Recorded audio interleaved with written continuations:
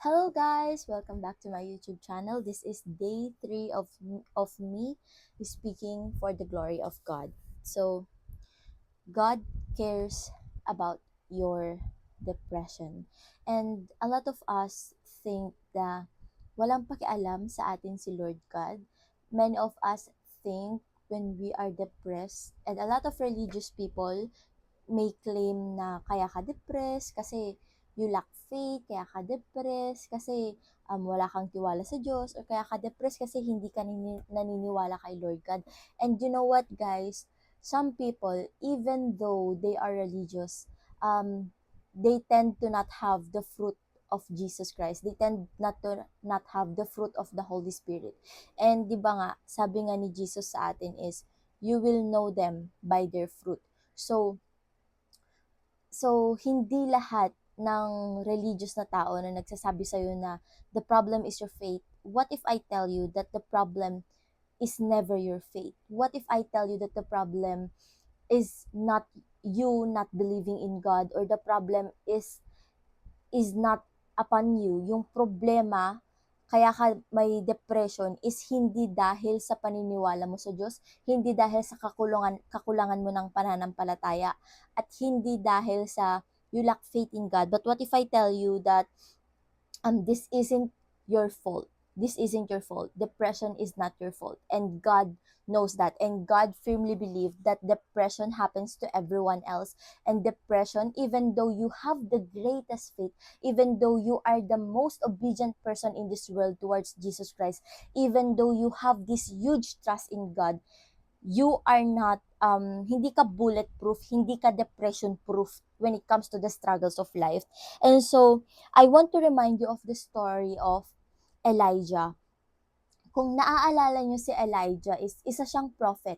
So kung ang clinic-claim ng mga tao, ilan sa karamihan, maybe even lukewarm kasi yung iba like they go to church but they don't have personal relationship with Jesus Christ, and that is why it is so hard for them. It is very difficult for them to represent the heart of God, because first of all, they have not met the heart of God personally or in the first place. And so we have to give grace upon them, or we just don't have to trust what they told you about your depression, because first of all, God is the only one who truly understands you the most, and who truly knows the reason behind your mental struggles. And so let me remind you of the story of Elijah in First King chapter 19, wherein kilala natin lahat si Elijah. Elijah was courageous, Elijah was brave, Elijah was a prophet of God, Elijah was so faithful. So dito pa lang sa apat na ito na katangian ni Elijah, makikita natin na faith was never the problem. Faith is never the cause of depression. Lack of faith is never the cause of depression, because first of all, this prophet of God, Elijah, a prophet of God mismong nakakarinig ng boses ni Lord God, is natamaan siya ng depression, is nagkaroon siya ng mental health struggle. And so, we should not claim na the lack of faith is the root of depression, because it was never. Okay? It was never the root of depression. But instead, during this time, God never scolded Elijah. Hindi niya sinabi kay Elijah na, wala ka bang tiwala sa akin? Wala ka bang faith sa akin? No. God did not approach Elijah that way. Pero before all of those things, let us study the story of Elijah. Ano nga ba yung mga categories, ano nga ba yung mga areas bakit nag-contribute doon sa depression ni Elijah? Now, first of all, so during the time of Elijah kasi, pinamunuan ng isang hari ang Israel. Itong hari na ito kasi, guys, mingle siya sa ibang lahi na kababaihan. And so, meron siyang napangasawa na nagngangalang Jezebel. And so, this woman na tinatawag na may pangalang Jezebel is sumasamba siya ng mga Diyos-Diyosan. So, she has idolatry in her heart, and because the king yung namumuno sa Israel during that time is na-fall in love kay Jezebel. And so, parang na-tempt niya yung hari na sumamba rin ng ibang Diyos-Diyosan. And so, they were building temples for the Diyos-Diyosan. They were having, alam niyo yun, they were celebrating other Diyos-Diyosan with scenes, ganun. Di ba nga, ang pagsasamba noon ng mga uncircumcised tribes sa mga Diyos-Diyosan nila is very lustful, like very liberating in an evil way. Ganong eksena ate, like ganon sila magsamba noon ng mga Diyos-Diyosan. And you know what guys, Elijah was that bold, brave, and courageous prophet of God, faithful servant of God, na tumiwalagsa doon sa hari na yon. And during this time guys, lahat talaga ng naniniwala kay Lord God, lahat talaga ng naniniwala kay Yahweh is parang binaban, is parang pinapunish. Like kung death sentence, ganyan. Like talagang forbidden, ginawang forbidden yung pagsasamba kay Lord God. And so, dito na nangyari yung sinasabi ni Elijah na sasabihin kong hindi uulan ng 3 years at hindi talaga uulan. So, alam nyo na yung mga yon. Alam nyo na yung mga stories na yon. And then, in those span of 3 years, hindi talaga umulan. And sabi ni Elijah, kapag sinabi ko na uulan, doon lamang uulan. And so, those things happened, those miracles happened. Dumating pa sa point na lahat ng mga fake prophets, lahat ng mga false prophet ng hari na yon, lahat ng mga false prophet nila Queen Jezebel is nagtuligsa versus Elijah. Like imagine, hundreds of prophet versus one prophet of God. And during that time guys, ang paligsahan is kung sino yung makakapagpaapoy nung altar or basta makakapagpaapoy nung place na yon, siya yung totoong Diyos. And so, a hundred of prophets, maybe 1,000 of prophets, they were doing their rituals, they were doing their sacrifice, ang dami, like kanta-kanta sila dyan, usok-usok sila dyan, pero wala. Hindi sumindi ng apoy yung mismong binabalak nilang sindihan ng apoy. Like, let's say, parang ano ata yun parang basta altar ata yun. Kung sino yung makapagsindi ng altar na to, siya yung totoong Diyos. And so, ilang oras na inabot yung mga prophets na yun, like mga inabot sila ng ilang oras, basta like magdamag, ganong eksena, pero wala pa rin talagang apoy na nangyari doon sa altar. But when Elijah, nung term na ni Elijah, binasa niya pa. Talagang bold, courageous, and brave talagang tong si Elijah. Talagang grabe yung faith niya kay Jesus Christ, grabe yung faith niya kay Lord God, na binasa niya pa yung altar. And when the altar was very wet, yung altar na yun is nung basang-basa na punong-puno ng tubig, and then he praised God, and then he worshiped God. And so, yung fire mismo is naghulog doon mula sa langit, nagkaroon ng fire doon sa altar. And so,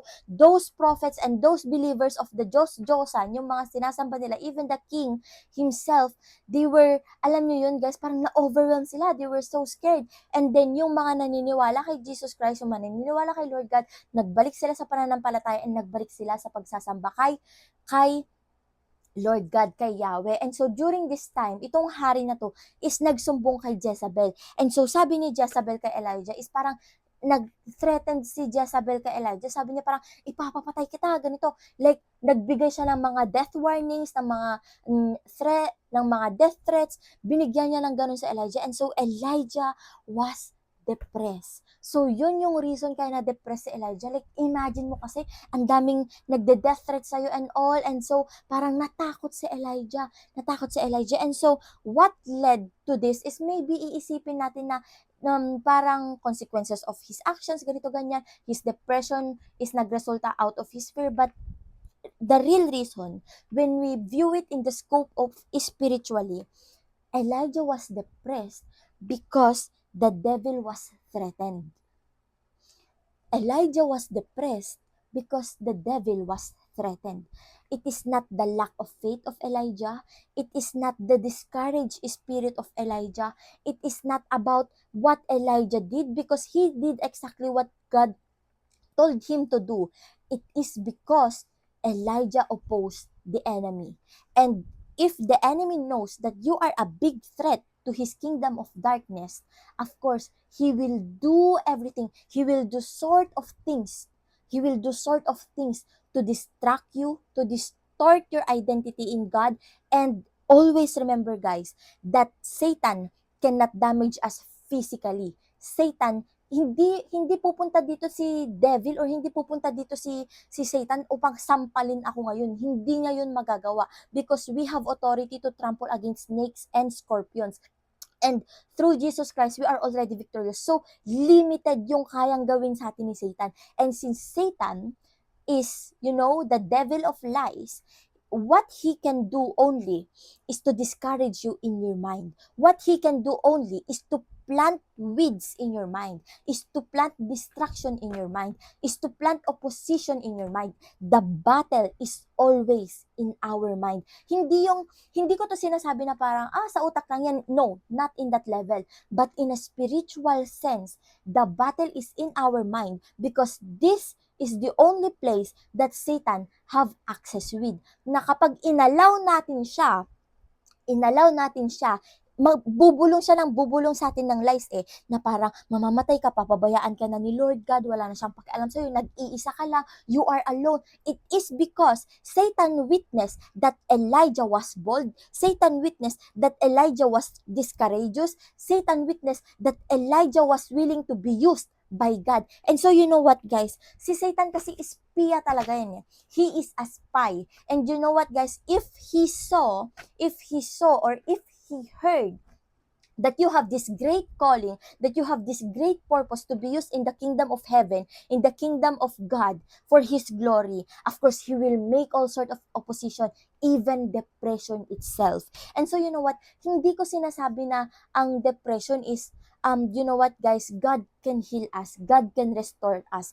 And in that restoration, God does not forbid you to seek psychological help, to seek psychiatric help. Do all things that can help you. But the first thing is to surrender to God. Surrender to God. Surrender your battles to God because the battle is always in our mind. And who can battle all of those things? It's God Himself. And so, you know what, guys? Sabi pa dito, and another character sa Bible na naka-experience ng depression, although hindi man siya explicitly talaga sinabi, but we all know this story, the story of Job. The story of Job himself. Diba si Job is mayaman siya, he pleased the Lord, he lives with righteousness, talagang yung mga commands ni Lord God is fina-follow niya talaga. And so, you know what? When the devil saw that Job was so obedient to Christ, when the devil saw that Job was doing everything to glorify God, you know what the devil proposed? Sabi niya, sige nga, buguhin nga natin yung buhay ni Job. Tignan nga natin kung maniniwala pa siya sa'yo, Lord God. Tignan nga natin kung sasambahin ka pa niya. Sinasamba ka niya kasi nga maganda yung buhay niya paano kung hindi maganda yung buhay niya? You know what? The devil is so tricky, and the devil is parang parang gusto niya talaga tumiwalag ka talaga sa faith mo Gusto niya talaga tumiwalag ka talaga sa purpose mo. Gusto niya talaga hindi mo i-glorify si Lord God. That is what the devil wants. And so, don't ever think na, ganun naman pala di wag na lang ako maniwala kay Lord para wala. No, don't ever think that. Because when God called you higher, the battles is also gonna be more difficult or harder. But let this be an assurance. You are already victorious because you have Jesus Christ in your life. And so, you know what, guys? Sabi nga dito ni Satan, kung mawala sa kanya lahat,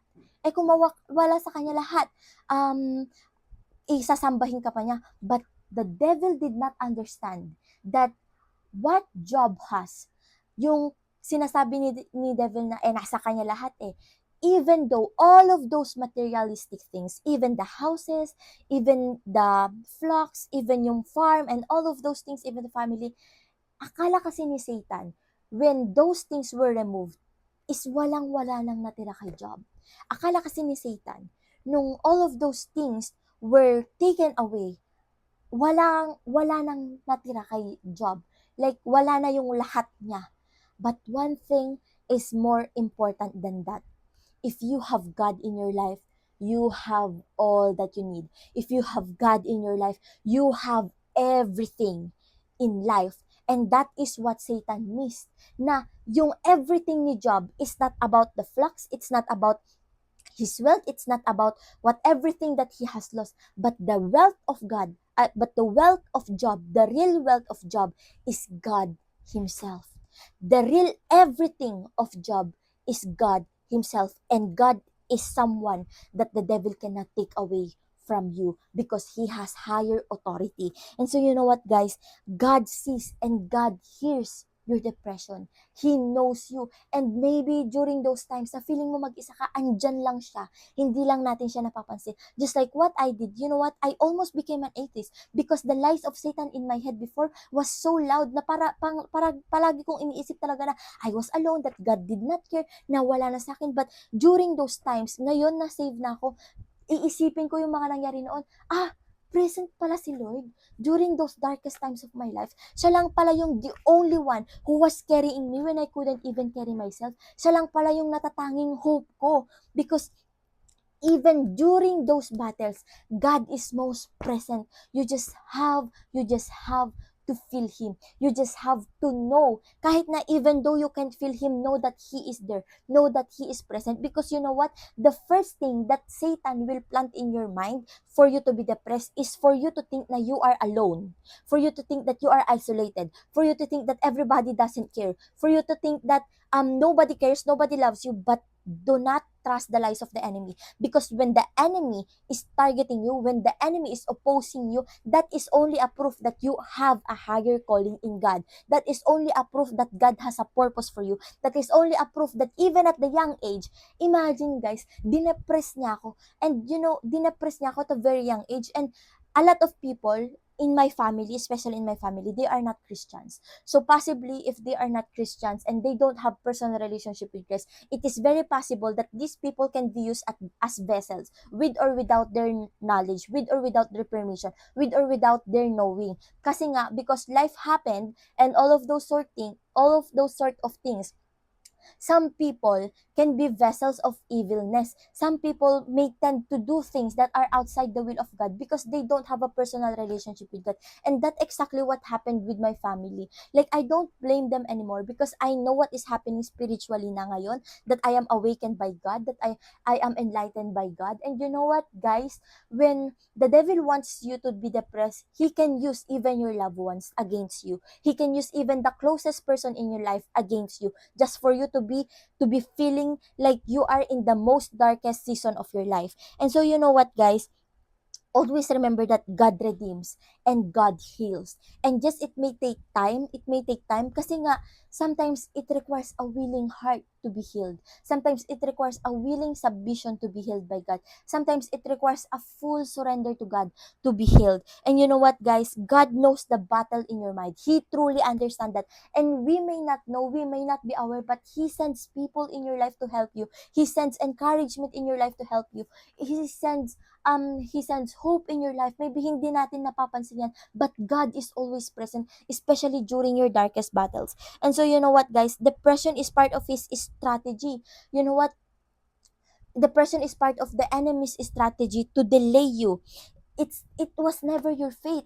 It was never your fate na problema. Hindi problema yung paniniwala mo sa Diyos. It is because alam na ispiya na ng Satanas na yan, na mula nung bata ka pa, you have this possibility to grow faith. Like, alam nyo, maybe narinig niya na yung plano sa'yo ni Lord, because He was always a spy. He was always a spy. He go against the will of God. He goes against the word of God. And so you know what, guys? Ni-note ko dito, it is not your faith that is wrong or flawed. It's just that the enemy knows your faith could grow so much bigger. It could grow so much bigger. As a mustard seed pangalang na faith natin is threatened na siya. Ano pa kaya yung bigger size na faith natin? Ano pa kaya yung greater size ng faith natin? 'Di ba? Magiging threatened talaga siya. And so He will do everything for you to doubt God. He will do everything for you to alam mo 'yon, to go far from your calling, but only to delay you. Because you know what I've learned in God. Sabi dito sa Job chapter 42 verse 2 is, I know that you can do all things. No purpose of yours can be thwarted. So whatever the enemy will do, even if you are in your lowest position right now, even if you are in the lowest part of your life right now, know that God is with you and He will restore you. He will bring healing because Jesus is already victorious. And if you submit your life to God, if you just surrender, if you just give chance to God to work in you, He will surely win those battles that you cannot win yourself. And so you know what, guys, sabi nga dito sa Romans chapter 8 verse 28 is, and we know that in all things God works for the good of those who love Him, who have been called according to His purpose. Okay? So the attack of the enemy is truly a proof that you are called by Jesus, that you are called according to His glory. And you know what the enemy miss? Sometimes kasi dinedepress ka niya because takot siya sa faith mo eh. Takot siya mag-grow yung faith mo. Takot siya sa calling mo. Threatened siya sa purpose mo. But what Satan does not know is that we grow so much compassion with the same experiences. Ako ngayon, hindi ko mararamdaman yung depression mo kung hindi ko yung naranasan. And that is what Satan miss. That even though he wants to do the worst thing to us, God will always turn that for good. And since we shared the same experiences, since we shared the same suffering, we are here together. We are here together helping another one, sharing compassion towards each other, sharing kindness, sharing love. And I am here right now telling you that if you are depressed right now, you are not alone. I am here. I can listen to you, and you can listen to God's word, and He is always present in our life. And so you know what, guys, dito sa battle sa mundong ito, God, hindi tayo pinabayaan ni Lord God eh. He sends us a lot of armor. He sends us a counterattack. He sends us a weapon. Not just His word, not just His presence, but He deliberately taught us this in Ephesians. We have the belt of truth. We have the breastplate of righteousness. We have the shoes of the gospel of peace. We have the shield of faith. We have the helmet of salvation. And we have the sword of the Spirit. We have these weapons, and we should be wiser on how we use them. And maybe I will discuss how to use these weapons in our next video, but I just want you to know, and I just want to remind you that God sees and God hears your depression, and He understands it. God redeems and God heals. You will be healed, okay? You will be healed according to His purpose. And maybe you are undergoing that test for your testimony, because mas masarap yung flavor ng testimony mo, and He will use you for His glory. You have a purpose even in your darkest season of your life. You are not worthless. You are not useless. You are capable. You are beautiful. You are wonderfully made in His image and righteousness. And God knows the battle in your minds. God knows the battle in your minds. And He is not a bystander. He is certainly doing things according to His purpose for your life. He is certainly doing everything to protect you right now. It's just that maybe the enemy is trying so hard, but know that the Jesus that you serve, that the God that you serve is victorious. And lastly, guys, I want to remind you that God restores and Jesus is victorious. So if you are following a God who is victorious, then you are already in a victorious place. Okay? So I want to remind you of your power, that you have the power to rebuke the enemy, that you have the power to rebuke the lies of the enemy in your head. Like, I rebuke these lies of Satan inside my head in the name of Jesus Christ, my Lord and Savior. Amen. And you just have to do all of those things. I want you to meditate in God's word, because sabi nga dito, you have the belt of truth, and you have the breastplate of righteousness, and you have the sword of the Spirit. And when we say that, we use the word of God. We use the word of God against the tactics of Satan. We use the word of God against, to offense, okay, to counterattack the attacks of the enemy in our life. So this is a reminder to you that you have everything that you need, because you have God in your life, and you are not alone in your depression, because you will be free from that depression. You will be free from that overthinking. You are already free. I declare it in Jesus Christ. You are already free from anxiety. You are already free from that disorder. I declare it in the name of Jesus Christ, my Lord and Savior. Thank you so much, kapatid, for spending your time with me. I hope you will encounter God. I hope you will know more of God, and I hope you will develop more of your personal relationship with Jesus Christ. Okay? Have a good day. Shalom, shalom, and have a humble heart always.